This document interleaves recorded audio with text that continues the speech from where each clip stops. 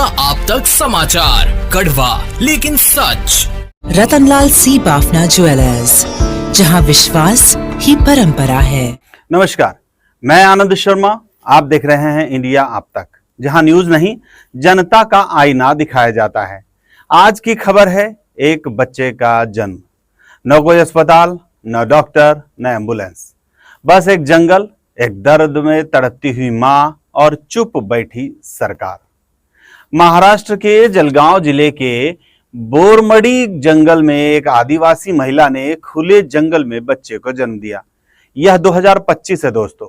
चंद्रयान 3 चांद पर पहुंच चुका, लेकिन एम्बुलेंस अभी भी जलगांव जिले के बोरमड़ी गांव के जंगलों तक नहीं पहुंची है। यह सिर्फ एक बच्चा नहीं है, व्यवस्था के मुंह पर एक तमाचा है।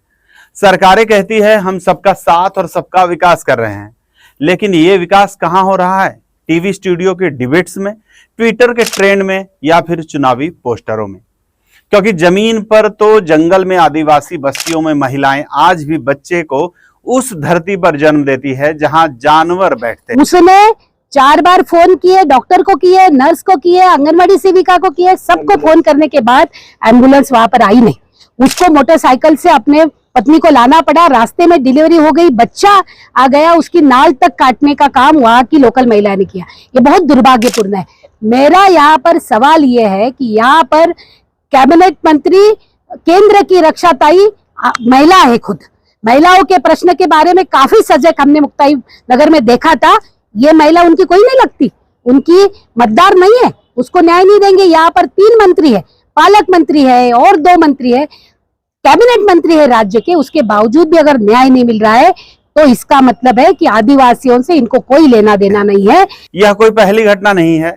यह हर साल हर चुनाव के बाद नेताओं की जीपें लौट जाती है, हेलीकॉप्टर उड़ जाते हैं, पीछे रह जाते हैं जंगल, सूनी झोपड़ियां और महिलाएं जिन्हें दर्द में तड़पने के लिए अकेला छोड़ दिया जाता है। क्या आदिवासी महिलाएं इंसान नहीं हैं? क्या उनका खून वोट देने के दिन ही बहता है और प्रसव के दिन उनके आंसू भी गिनने वाला कोई नहीं होता है? हमारे स्वास्थ्य मंत्री कहेंगे कि हमने हर गांव में उपकेंद्र खोले हैं जहां पर स्वास्थ्य के लिए सब काम होता है। लेकिन साहब, सवाल तो ये है कि क्या उन उपकेंद्रों में डॉक्टर भी होते हैं, दवाइयां भी होती है, एम्बुलेंस चालू भी रहती है, या फिर सिर्फ फोटो खिंचवाने के लिए फीता काटा जाता है? यह घटना सरकार की नहीं, पूरे सिस्टम की नाकामी है। स्वास्थ्य विभाग हो, महिला बाल कल्याण विकास विभाग हो, पंचायत हो या प्रशासन, हर किसी की चुप्पी इस महिला की चीख से बड़ी है। जंगल में जन्म लेने वाला बच्चा भी कल शायद शहर में आएगा, आपके एसी ऑफिस में आवेदन देगा और आप कहेंगे कि डॉक्यूमेंट लेकर आओ और बीपीएल का प्रमाण पत्र दो, क्योंकि आप भूल जाएंगे कि उसका जन्म जंगल में हुआ था, क्योंकि एम्बुलेंस नहीं आई थी। सरकार को बताना होगा कि क्या आदिवासी इलाकों में प्राथमिक स्वास्थ्य केंद्र सिर्फ नाम के लिए हैं? बोरमड़ी जैसे गांवों में एम्बुलेंस क्यों नहीं पहुंच पाती? और सबसे बड़ा सवाल, क्या इंसान की गरिमा जंगल में तड़पती एक औरत से छोटी है? आप एआई बना रहे हैं, लेकिन आदिवासियों की आवाज अभी तक आपने नहीं सुनी है। आप रॉकेट भेज रहे हैं, लेकिन रक्तचाप नापने वाला डॉक्टर आपके गांव में नहीं है।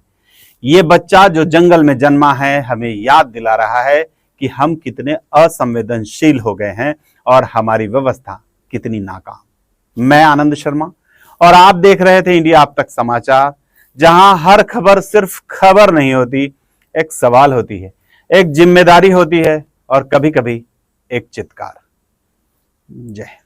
खानदेश का सबसे बड़ा फैशन हब, जहां वैरायटी में है दम, क्वालिटी में है गजब और डिजाइन में है जलवा। 75 साल का भरोसा, जलगांव का गर्व। शादी का जोड़ा हो या पारंपरिक पोशाक, सुरेश कलेक्शंस एंड क्रिएशन में हर लम्हा होगा यादगार। सुरेश कलेक्शन एंड क्रिएशन, 80 फुटी रिंग रोड, राधा कृष्ण नगर चौक, छत्रपति शिवाजी नगर, जलगांव।